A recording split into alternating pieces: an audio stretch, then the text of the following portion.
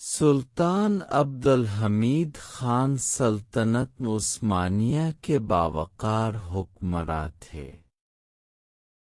وہ اپنی دانشمندی، سیاسی بصیرت اور عدل و انصاف کے اصولوں کی پاسداری کے لیے مشہور تھے۔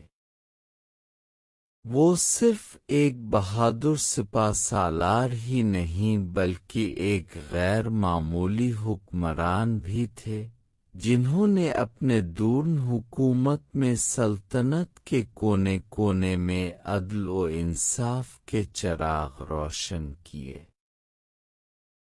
ان کے عہد میں سلطنت اندرونی اور بیرونی سازشوں میں گھری ہوئی تھی، مگر انہوں نے اپنی عقل مندی اور معاملہ فہمی سے سلطنت کو مضبوط اور مستحکم رکھا۔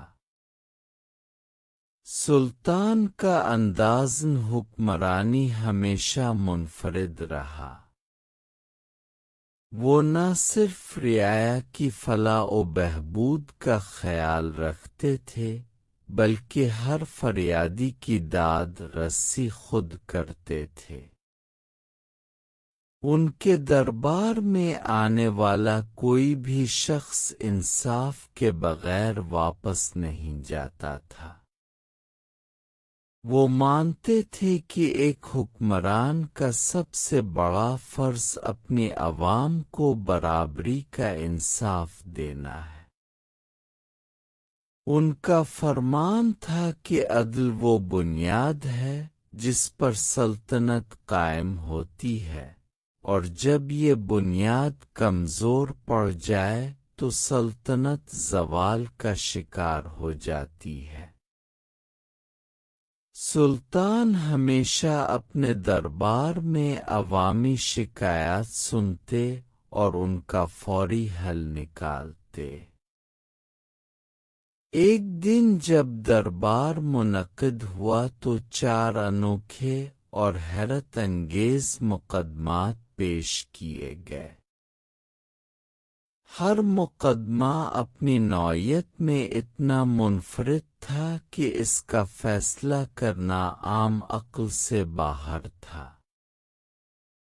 مگر سلطان عبدالحمید کی ذہانت اور دانائی نے ہر معاملے کو اس انداز سے حل کیا کہ درباری بھی حیران رہ گئے۔